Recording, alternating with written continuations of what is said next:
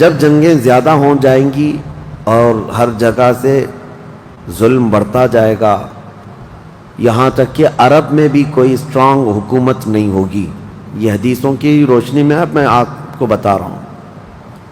وہ تو ابھی نظر آ رہی ہے کوئی اسٹرانگ حکومت نہیں، وہ کٹ پتلی ہے. کبھی اس کو امریکہ ہانکتا ہے، کبھی رشیا ہانکتا ہے، کبھی چائنا ہانکتا ہے.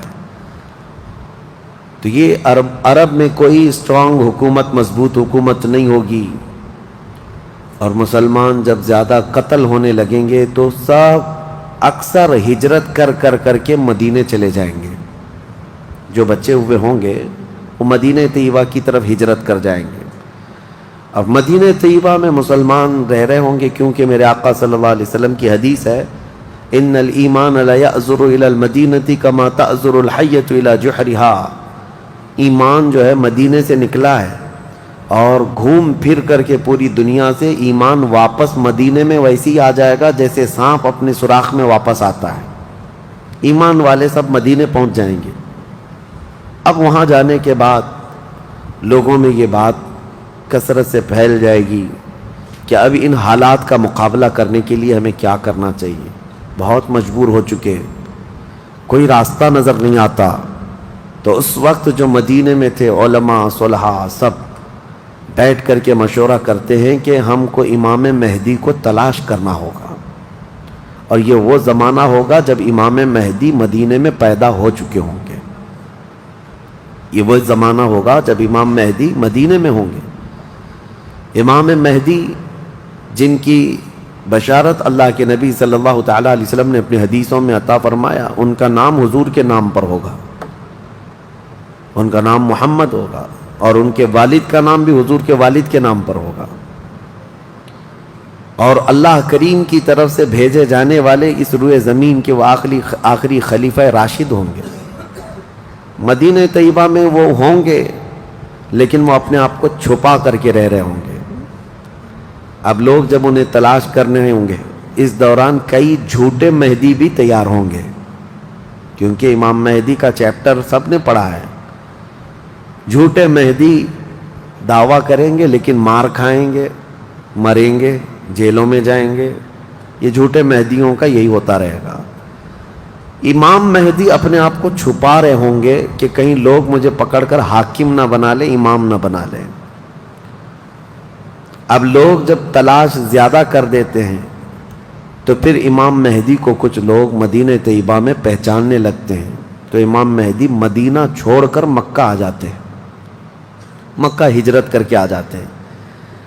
اپنے آپ کو چھپا کر کے رہ رہے تھے مکہ مکرمہ میں. یہی رمضان کا موقع، وہ خانہ کعبہ کا طواف کر رہے ہوں گے، حجر اسود کے قریب لوگ. اچھا یہ بھی میں بتا دوں، جتنے دنیا میں ابدال، اقطاب، اولیاء ہوں گے وہ سب ہجرت کر کے اس وقت مکہ میں پہنچے ہوں گے. مکہ میں سارے اولیاء ہوں گے اس وقت. اور طواف کے دوران سب لوگ پہچان لیں گے امام مہدی کو اور ان کو پکڑ لیں گے اور ان کا ہاتھ پکڑ کر سارے لوگ کہیں گے اب ہم آپ کے ہاتھ پر بیعت کرتے ہیں، آپ امام برحق ہیں اور آپ ہمارے حاکم ہو جائیں. امام مہدی منع کر رہے ہوتے ہیں. اسی وقت آسمان سے ایک آواز آتی ہے. اس آواز میں خاص یہ کہا جاتا ہے ھذا خلیفۃ اللہ المہدی، یہ اللہ کا خلیفہ مہدی ہے. اس آواز کو سن کر سب ٹوٹ پڑتے ہیں. امام مہدی سب کو بیعت کرتے ہیں، پھر واپس یہی قافلہ لے کر مدینے پہنچتے ہیں روضہ رسول پر. میرے آقا صلی اللہ تعالیٰ علیہ وسلم کی بارگاہ میں جب پہنچتے ہیں تو اہل مدینہ بھی ان کے ہاتھ پر بیعت کرتے ہیں اور ایک پوری فوج تیار ہوتی ہے. یہ انقلاب کا دور ہے. جتنی جنگیں ان کتوں نے کی تھی، جتنا ظلم رچایا تھا پوری دنیا میں، اب ریورس ہونے کا ٹائم آ جاتا ہے. حضرت امام مہدی اس فوج کو لے کر ملک شام کی طرف جاتے ہیں. حالات ملک شام کے ایسے ہو چکے ہوں گے کہ ملک شام میں عیسائیوں کی حکومت قائم ہو چکی ہوگی. ابھی تو نہیں ہے، یا انڈائریکٹ ان سے کسی کا تعلق ہے تو یہ ہمیں پتہ نہیں، لیکن حدیث میں یہ ہے کہ عیسائیوں کی حکومت ملک شام میں قائم ہوگی اور یہودی فتنہ مچا رہے ہوں گے ہر جگہ. قتل عام جو مسلمانوں کا سب سے زیادہ کرنے کی کوشش ہے وہ یہودیوں کی طرف سے ہے. امام مہدی مکہ مکرمہ سے نکل کر ملک شام کی طرف جائیں گے، اور مسلمانوں کی جو قلت تھی، جو چھوٹی سی جماعت تھی، یہ جب نکل کر کے وہاں آئے گی ملک شام، بہت بڑی جنگ ہوگی جس کو ملحمۃ الکبریٰ کہا گیا ہے. امام مہدی کی قیادت میں یہ جنگ ہوگی. سارے کفار، عیسائی، یہودی سب مقابل میں آ جائیں گے. ان کی تعداد جو حدیث میں بتائی گئی ہے وہ 80 جھنڈوں کے نیچے آئیں گے، اور ہر جھنڈے کے نیچے 12,000 لوگ ہوں گے. اور یہ مسلمانوں کی نہیں ہے، یہ کفار و مشرکین کی. تقریباً یہ 9,60,000 کی تعداد بنتی ہے کفار و مشرکین کی. 9,60,000. مسلمانوں کی تعداد کتنی ہوگی یہ تو نہیں پتا. اس کے بعد جنگ جب شروع ہوتی ہے، پہلے دن مسلمانوں کا 1/3 حصہ میدان چھوڑ کر بھاگ جاتا ہے. جو کمزور دل تھے وہ چلے جائیں گے، اور ان کے متعلق کہا گیا ہے کہ یہ ایسے لوگ ہوں گے جن کی توبہ کبھی نہ قبول ہوگی، اور روئے زمین کے سب سے بدترین لوگ ہوں گے. وہ سب سے بدترین لوگ ہوں گے جو میدان چھوڑ کر بھاگ چکے ہوں گے. 1/3. دوسرے دن 1/3 شہید ہو جائیں گے، قتل ہو جائیں گے. تیسرے دن اللہ تعالیٰ اس مومنین کی قلیل جماعت کو فتح مبین عطا فرمائے گا. اور اس کے بعد ملک شام کے سارے انتظامات امام مہدی کے ہاتھ میں ہوں گے. دمشق جب وہ آئیں گے، دمشق کی جامع مسجد سے امام مہدی اپنے انتظامات و انصرامات کو سنبھالیں گے. پھر وہاں سے امام مہدی اسی فوج کو لے کر قسطنطنیہ جو موجودہ استنبول ہے اس کو فتح کرنے کے لیے نکلیں گے. اس وقت وہ بھی عیسائیوں کے ہاتھ میں ہوگا. اب جب امام مہدی یہاں آئیں گے، صرف ایک ہی دن میں قسطنطنیہ یعنی استنبول فتح ہوگا. اور اس کی بھی کیفیت بتائی گئی ہے، مسلمانوں کے صرف نعرے تکبیر سے فتح ہوگا. صرف اس لیے کہ ایسی ہیبت طاری ہوگی ان کفار و مشرکین کے دلوں میں. پورا شہر فتح ہوگا. امام مہدی یہ شہر فتح کر کے واپس ملک شام آئیں گے، دمشق میں آئیں گے. اب یہ وہ وقت ہوگا جب امام مہدی مسجد سے انتظامات و انصرامات سنبھال رہے ہیں، اور کثیر جنگیں اس وقت بھی ہوں گی، لیکن ہر جنگ میں اللہ تعالیٰ امام مہدی کو فتح عطا فرمائے گا. ہر جنگ میں. اور یہودی دسیسہ کاری کر رہے ہوں گے، امام مہدی کو ختم کرنے، قتل کرنے کی بہت کوششیں کر رہے ہوں گے. پھر امام مہدی ان یہودیوں سے لڑتے رہیں گے. اس وقت اللہ کی بارگاہ میں امام مہدی بھی دعا کرتے ہیں کہ مولا ان ظالموں سے ہمیں نجات عطا فرما. اور یہودی بھی جگہ جگہ اس بات سے پریشان ہوں گے کہ امام مہدی نے ان کا بیڑا غرق کر رکھا ہے. جہاں جاتے ہیں مقابل میں یہ شکست کھاتے ہیں، مر جاتے ہیں، اور ان کے مقابل میں کوئی آ نہیں پا رہا ہے. تو پھر ایران کے ایک علاقے میں یہ یہودی کثرت سے دعا میں مشغول ہوں گے. یہ وہ زمانہ ہوگا جب عراق اور شام کے بیچ میں دجال ظاہر ہوگا. دجال جس کے متعلق حدیث پاک میں تفصیلاً بہت ساری باتیں آئی ہیں. دجال آئے گا، وہ ایک آنکھ سے کانا ہوگا، آنکھیں دونوں ہوں گی، ایک آنکھ اس کی نظر آئے گی، اور اس کی آنکھ کے کنارے کافر لکھا ہوا ہوگا جس کو مسلمان دیکھ کر پہچان لیں گے. اور وہ بڑا بھاری بھرکم طاقتور ہوگا، اور اللہ تعالیٰ اس کو بہت سارے خارق عادات چیزیں عطا کرے گا. وہ ظاہر ہوگا اور سب سے پہلے یہودیوں میں آ کر کے ہی بیعت لے لے گا، یعنی اپنے آپ کو پہلے رسول بنائے گا. اور پھر سارے یہودی، حدیث پاک میں تو ہے کہ اصفہان ایران کے 50,000 یہودی اس کی فوج میں شامل ہوں گے. ہاں، جس کو یہ مسیحا کہتے ہیں اور اس کے انتظار میں بلیاں چڑھا رہے ہیں. یہ ظاہر ہوگا عراق اور شام کے بیچ میں ہے. اور پھر یہ سب یہودی دجال کی فوج میں شامل ہوں گے. دجال ایسے نکلے گا روئے زمین پر، حدیث پاک میں یہ سب ملتا ہے کہ وہ آسمان سے کہے گا تو آسمان سے بارش برس جائے گی، زمین سے سبزہ نکلنے لگے گا، کسی کو مار کے دوبارہ زندہ کر کے دکھائے گا، یہ سب چیزیں وہ کر کے دکھائے گا، یہاں تک کہ چلتے چلتے زمین سے کہے گا تیرے اندر جتنے خزانے ہیں نکال، زمین پورے خزانے باہر کرے گی، اور جب وہ آگے چلتا رہے گا تو یہ خزانے شہد کی مکھیوں کی طرح اس کے پیچھے جھنڈ کی طرح چلتے ہوں گے خزانے، اور دنیا کے لالچی لوگوں کو ایک سکہ ہی چاہیے بس، جس کے پاس مال ہے اس کے پیچھے غلامی ہے۔ بہت بڑا فتنہ ہوگا، بہت بڑی آزمائش ہوگی، لیکن جو ایمان والے ہیں حدیث میں ہے اس دن بھی وہ نہیں بہکیں گے، اس دن بھی وہ نہیں بہکیں گے، وہ غضب کا ایمان ہوگا ان لوگوں کا۔ حضور صلی اللہ تعالیٰ علیہ وسلم نے فرمایا دجال کے فتنے سے مقابلہ کرنے والے جو مومن ہوں گے نا، اس کا فتنہ دیکھ کر کے بھی ایمان پر قائم ہوں گے، ان کے لیے حضور نے فرمایا وہ بغیر حساب کے ہی جنت میں جائیں گے، ان کا حساب نہیں ہوگا، وہ بنا حساب کے جنت میں جائیں گے۔ تو دجال روئے زمین پر گھوم رہا ہوگا اور فتنہ مچا چکا ہوگا، پہلے تو رسول کہتا رہا، اس کے بعد پھر خدائی کا دعویٰ کرے گا کہ میں خدا ہوں۔ اس کی خدائی کو ماننے والے وہ یہودی بھی ہوں گے، عیسائی بھی ہوں گے، بہت سارے مسلمانوں میں بھی گمراہ ہو چکے ہوں گے، جن کا پہلے سے ایمان مضبوط نہیں تھا وہ اس کے پیچھے چل پڑیں گے، وہ ہزاروں کی تعداد میں لوگوں کو کافر بنا چکا ہوگا۔ میرے عزیزو، دجال تو بہت بڑی بڑی چیزیں دکھا رہا ہے، آسمان سے بارش برسا کر کے، زمین سے سبزہ اگا کر کے، اور اس وقت کئی لوگ گمراہ ہو جاتے ہیں۔ یہاں تو چھوٹی موٹے باباؤں کے پیچھے ہی گمراہ ہوتے ہیں، آج تو چٹھی نکال کر دکھا رہا ہے بابا، تو بھیڑ لگ چکی ہے کہ تم کیا کھائے ہو، کیا پیے ہو، کیا سوچ رہے ہو، چٹھی میں نکال کر کے دکھاؤں گا۔ چٹھی والے بابا کے پیچھے ہی ہزاروں چلے جاتے ہیں، تو دجال والے بابا کے پیچھے کتنے جائیں گے؟ لیکن حدیث پاک کی روشنی میں مفسرین نے، محدثین نے فرمایا کون لوگ اس دن محفوظ رہیں گے، کون لوگ اس دن محفوظ رہیں گے؟ دجال کی شکل جیسی بھی ہو، لیکن وہ جو چیزیں خارق عادات دکھا رہا ہوگا لوگ اچنبے سے دیکھ رہے ہوں گے۔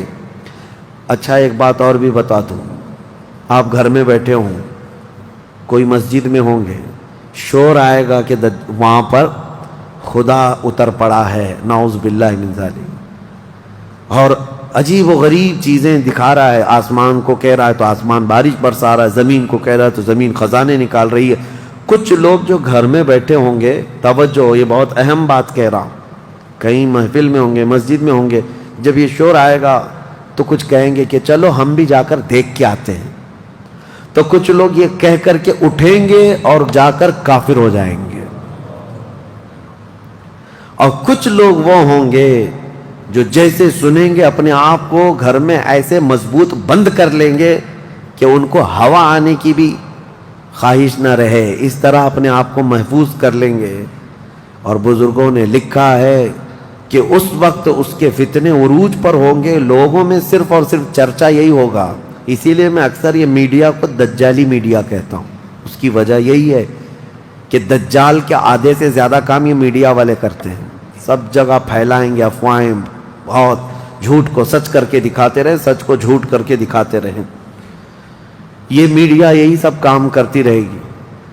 اس وقت کون لوگ محفوظ رہیں گے؟ بزرگوں نے لکھا ہے دجال کے قریب بھی جائے گا کوئی بندہ، لیکن اس کو دیکھ کر نہیں گمراہ ہوگا، تو یہ کون ہوگا؟ جس کا سینہ حضور کی محبت سے بھرا ہوگا، یہ وہی ہوگا جس کے لیے اعلیٰ حضرت نے فرمایا نا، تیرے قدموں میں جو ہیں غیر کا منہ کیا دیکھیں، حضور کے قدموں میں جو پڑے ہیں وہ غیر کا منہ کیا دیکھیں، کون نظروں میں جچے دیکھ کے تلوا تیرا۔ اب یہ دجال گھومتا ہوا جب فتنہ بہت برپا کر چکا ہوگا، مکہ جائے گا، پہلے یہ یمن جائے گا، یمن میں بھی بہت فتنہ پھیلائے گا، اس کے بعد پھر مکہ آئے گا، مکہ کی سرحدوں کو اللہ تعالیٰ فرشتوں سے محفوظ کر رکھا ہوگا، فرشتے اسے داخل ہونے نہیں دیں گے، ماریں گے اور داخل نہیں ہو سکے گا۔ پھر مدینہ جائے گا، مدینہ طیبہ اپنی پوری فوج لے کر کے داخل ہونے کی، 2 شہروں کے علاوہ پوری دنیا کے ہر شہر گھومے گا، ہر شہر گھوم چکا ہوگا 2 شہروں کے علاوہ، مکہ مکرمہ، مدینہ طیبہ۔ مدینہ طیبہ کے سرحد پر آئے گا، وہاں پر بھی اللہ کے فرشتے پہرا دے رہے ہوں گے، میرے مصطفیٰ کا شہر ہے، دجال نہیں آ سکتا۔ لیکن اس کا شہرہ جب مدینے کے باہر بہت پھیل چکا ہوگا، مقام جرف ایک جگہ ہے، وہاں تک وہ پہنچ چکا ہوگا جہاں آج بادشاہ نے ایک پیلس بنایا ہوا ہے۔ ان لوگوں نے ایک پیلس بنا کر رکھا ہے وادی جرف میں، وہاں تک پہنچے گا تو مدینہ طیبہ کے ایک عالم وہ جائیں گے، اس سے مناظرہ کریں گے، ڈیبیٹ کریں گے۔ صرف مناظرے کے کرنے کی وجہ سے اس عالم دین کو وہ قتل کر دے گا، قتل کر کے اس کے بعد پھر ان کو دوبارہ زندہ کرے گا، اور اس کے بعد کہے گا کہ دیکھا میری طاقت۔ اس عالم دین کا کہنا ہوگا اب تو مجھے تیرے دجال ہونے پر اور زیادہ یقین ہو گیا، اس لیے کہ میں نے میرے مصطفیٰ سے سنا ہے، وہ مار کر کے دوبارہ زندہ کرے گا۔ اور اس عالم کا دوسرا چیلنج یہ ہوگا کہ میں نے اپنے حبیب سے ایک اور بات سنی ہے، اب کی بار اب تو مار کر کے دکھا۔ دوسری بار حدیث پاک میں ہے دوسری مرتبہ اس عالم کو قتل کرنے کی 1000 کوشش کرے گا لیکن مار نہیں سکے گا۔ وہ عالم ربانی بیان کریں گے، اللہ کے نبی صلی اللہ علیہ وسلم کی بیان کی ہوئی علامات یہی ہیں، ایک بار قتل کر کے اٹھائے گا لیکن دوبارہ وہ مار نہیں سکے گا۔ یہ فتنہ پھیلا ہوگا دجال کا، اور یہ گھومتے پھرتے ملک شام پہنچے گا جہاں امام مہدی ہوں گے۔ امام مہدی یہودیوں سے جنگ کرتے کرتے اور دجال کے فتنوں سے فیس کرتے کرتے وہاں پر ہوں گے، ملک شام میں، دمشق میں دعا کر رہے ہوں گے، اللہ ان کے فتنوں سے بچا۔ ایک عصر کی نماز ہوگی، جب امام مہدی نماز کے لیے جا رہے ہوں گے، 2 فرشتوں کے پروں پر ہاتھ رکھتے ہوئے سیدنا عیسیٰ علیہ السلام اتر جائیں گے۔ حضرت عیسیٰ علیہ السلام اب بھی باحیات ہیں آسمانوں پر، اللہ کریم ان کو اتارے گا، وہ آئیں گے۔ حضرت امام مہدی فوراً ہی حضرت عیسیٰ علیہ السلام کو پہچان لیں گے اور آپ کا ہاتھ پکڑ کر کے وہ لائیں گے، اور امامت کے لیے جب وہ آگے بڑھائیں تو عیسیٰ علیہ السلام نماز نہیں پڑھاتے، امام مہدی سے کہتے ہیں امام آپ ہی ہوں گے، حاکم آپ ہی ہوں گے، منتظم آپ ہی ہوں گے۔ اب عیسیٰ علیہ السلام یہ بیان فرمائیں گے میں تو صرف اور صرف دجال کے قتل کے لیے آیا ہوں۔ اس کے بعد امام مہدی نماز سے فارغ ہو کر اللہ کا شکر بجا لائیں گے، پھر یہ عیسیٰ علیہ السلام کی معیت میں جیسی باہر نکلیں گے، حدیث پاک میں ہے عیسیٰ علیہ السلام کی سانس یا ان کی خوشبو جہاں تک جائے گی دجال اتنا تیز پگھلتا چلا جائے گا، قریب نہیں آ پائے گا۔ اب وہ ادھر ادھر بھاگا بھاگا پھر رہا ہوگا عیسیٰ علیہ السلام کے خوف سے۔ عیسیٰ علیہ السلام جس وقت آئیں گے وہ سنہرا دور حدیث پاک میں ہے، اب عیسیٰ علیہ السلام صلیب کو توڑ دیں گے کہ یہ عقیدہ ختم کرو، خنزیر کو ماریں گے، جزیہ ختم کریں گے، اور اس کے بعد عیسیٰ علیہ السلام اس ملعون دجال کو بھگاتے بھگاتے مقام لد پر لے جائیں گے جو آج اسرائیل میں ہے، وہاں تک لے کر جائیں گے۔ مقام لد پر عیسیٰ علیہ السلام اس کو اپنے تیر سے ماریں گے، ختم ہو چکا ہوگا۔ دجال کے جتنے ہمراہی تھے ان کو بھی عیسیٰ علیہ السلام ختم کر دیں گے۔ اب جب واپس عیسیٰ علیہ السلام دمشق پہنچیں گے ملک شام، تو حدیث پاک میں پوری روئے زمین پر ایک بھی کافر نہیں ہوگا، جو ہوگا وہ مسلمان ہوگا۔ یہ وہ وقت ہے جس کا وعدہ اللہ نے قرآن میں فرمایا، هو الذی ارسل رسولہ بالہدی ودین الحق لیظہرہ علی الدین کلہ۔ وہی اللہ ہے جس نے اپنے رسول کو ہدایت کے ساتھ بھیجا ہے تاکہ اپنے دین کو ساری دنیا پر غالب کرے۔ اب تک یہ دین پوری دنیا پر نہیں غالب آیا، لیکن وہ دن ہوگا جب عیسیٰ علیہ السلام تشریف لائیں گے روئے زمین پر۔ اسی لیے میں کہتا ہوں وہ دن آئے گا جب ہر گھر سے آواز آئے گی لبیک یا رسول اللہ۔ وہ دن آئے گا، وہ وقت آئے گا۔ صبر کے بعد، ہر اندھیرے کے بعد صبح ہونا ہے، رات کے بعد اجالا آنا ہے۔ ہاں آج جو حالات ہیں انشاءاللہ العزیز کچھ دیر کی خاموشی ہے، پھر شور آئے گا۔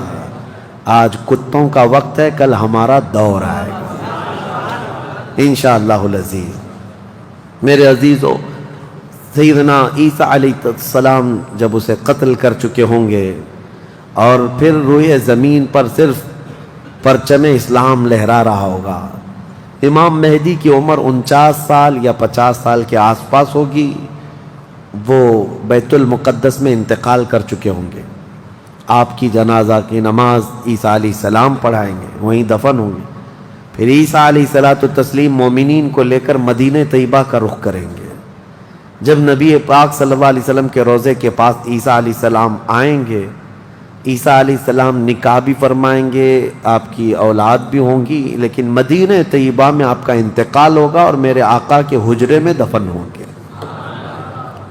حضور صلی اللہ علیہ وسلم کا حجرہ روضہ مبارکہ، اس میں ایک جگہ عیسیٰ علیہ السلام کی باقی ہے، سیدنا عیسیٰ علیہ السلام وہاں دفن ہوں گے۔ لیکن ایک بات میں آپ کو بتا دوں، عیسیٰ علیہ السلام اس وقت بھی نبی ہی رہیں گے، ان کا جو منصب نبوت ہے وہ ہے، لیکن شریعت ان کی نہیں چلے گی، میرے مصطفیٰ کی ہوگی، شریعت صرف میرے مصطفیٰ کی ہوگی، اس لیے کہ جس دن میرے آقا پیدا ہوئے اس دن سے لے کر قیامت تک صرف ایک ہی سکہ چلنا ہے، آئی نئی حکومت سکہ نیا چلے گا، عالم میں رنگ بدلا صبح شب ولادت۔ عیسیٰ علیہ السلام کے انتقال کے بعد اب کیا ہوگا؟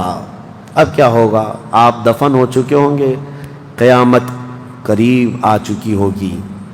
اب اس کے بعد معاملہ یہ ہوگا کہ اللہ تبارک و تعالی قوم یاجوج ماجوج کو پیدا کرے گا۔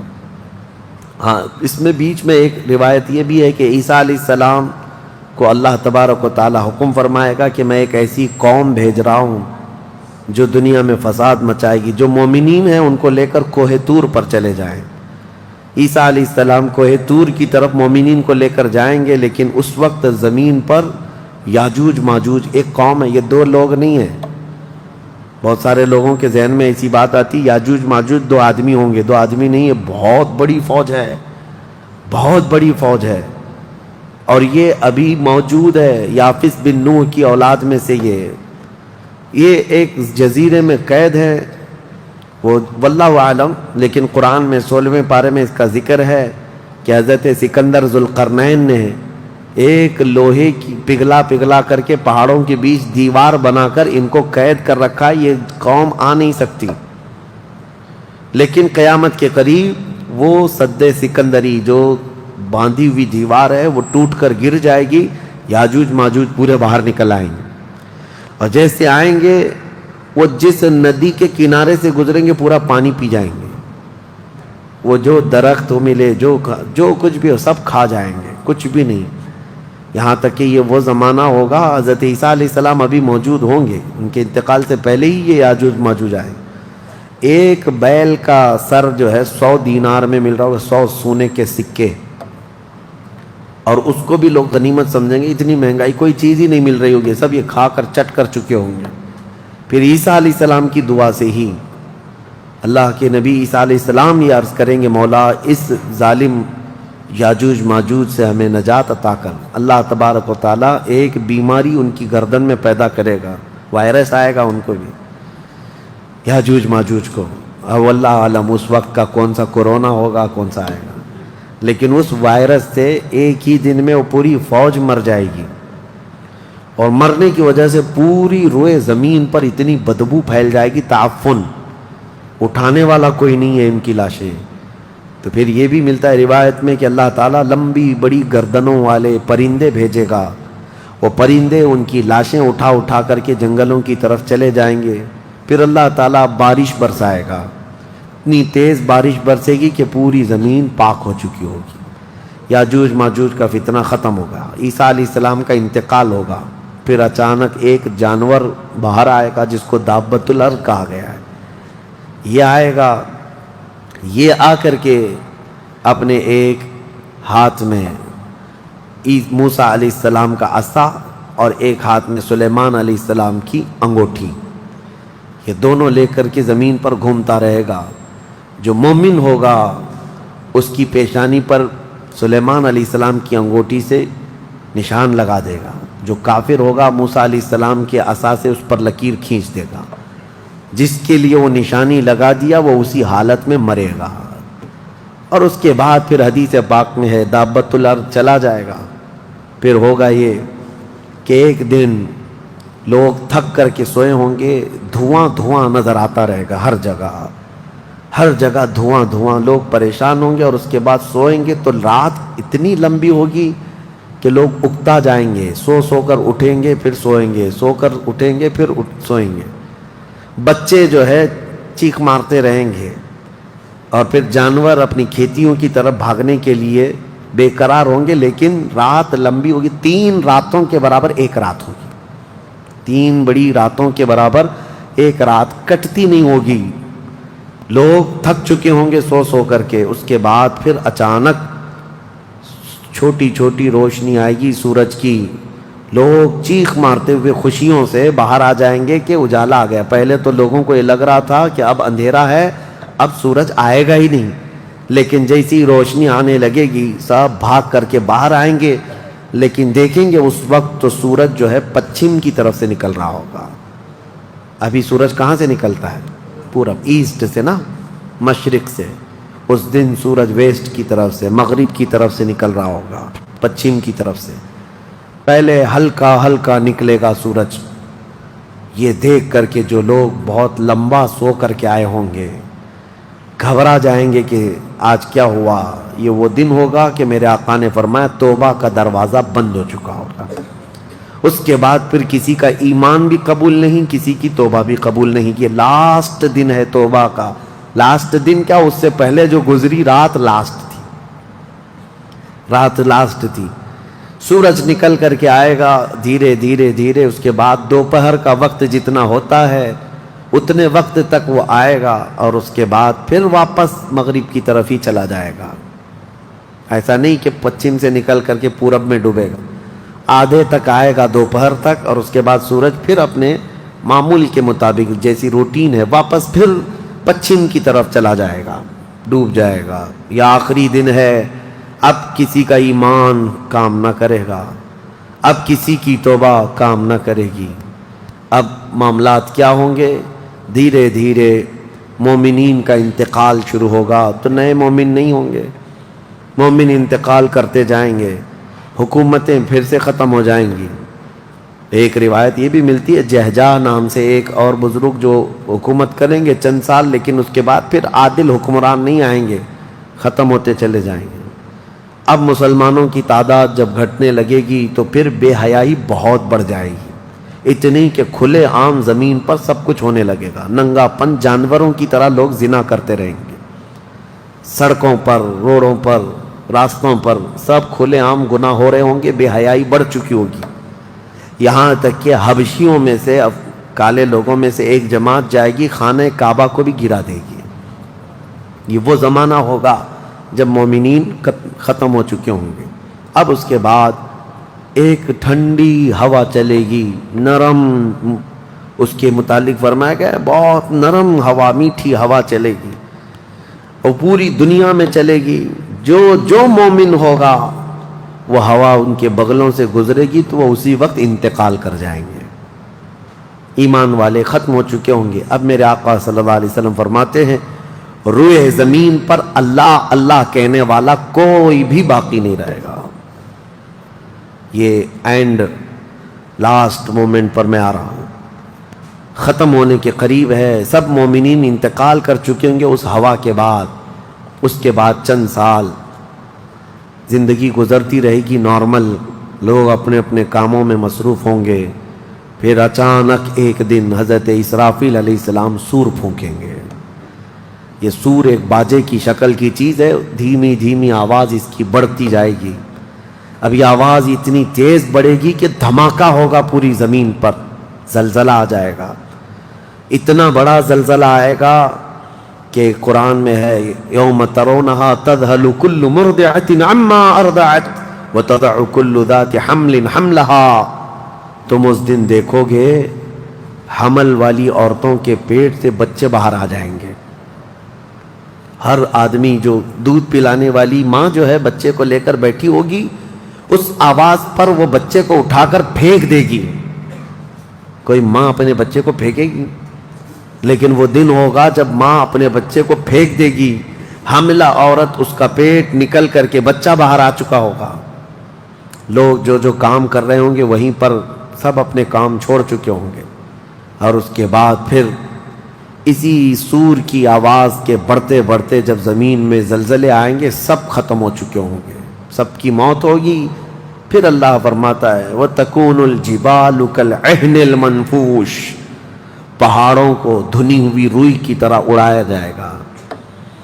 اِذَا الشَّمْسُ كُوِّرَتْ وَإِذَا النُّجُومُ انْكَدَرَتْ وَإِذَا الْجِبَالُ سُيِّرَتْ، جب تم دیکھو گے سورج کو کالا کر دیا جائے گا، تارے آپس میں ٹکرا دیے جائیں گے، پھاڑ دیے جائیں گے، اور سمندروں میں آگ لگا دی جائے گی، یہ سب پوری دنیا تہس نہس ہو چکی ہوگی، ختم، یہ قیامت ہے۔ اس کے بعد پھر سارے جب فنا ہو چکے ہوں گے، اللہ تعالیٰ اسرافیل علیہ السلام کو بھی موت عطا کرے گا، اور روح نکالنے والے فرشتے اسرائیل علیہ السلام کو بھی موت عطا کرے گا۔ اب کون باقی رہے گا؟ کل من علیہا فان ویبقى وجہ ربک ذو الجلال والاکرام، ہر شے فنا ہو چکی ہوگی، باقی رہنے والی ذات صرف تمہارے رب کی ہوگی۔ اس کے بعد مولا کریم کو جب منظور ہوگا اسرافیل علیہ السلام کو اٹھائے گا، اور پھر سور پھونکنے کا حکم ہوگا، دوبارہ سور پھونکا جائے گا۔ اب وہ جو منظر ہے وہ ایک الگ دنیا ہے، وہ ایک الگ دنیا ہے، عالم آخرت ہے۔ جب سور پھونکا جائے گا تو آدم علیہ السلام سے لے کر قیامت تک جتنے انسان جنات آئے تھے سب کو اٹھایا جائے گا۔ حدیث پاک میں ہے اب وہ دوسرے سور سے، نفخہ ثانیہ سے سب سے پہلے جو اٹھے گا میرے آقا صلی اللہ علیہ وسلم اپنی قبر سے اٹھیں گے۔ حضور نے فرمایا دوسرے سور کے بعد میں اپنی قبر سے اس طرح اٹھوں گا کہ میرا ایک ہاتھ ابو بکر کے کندھے پر ہوگا، دوسرا ہاتھ عمر فاروق کے کندھے پر ہوگا۔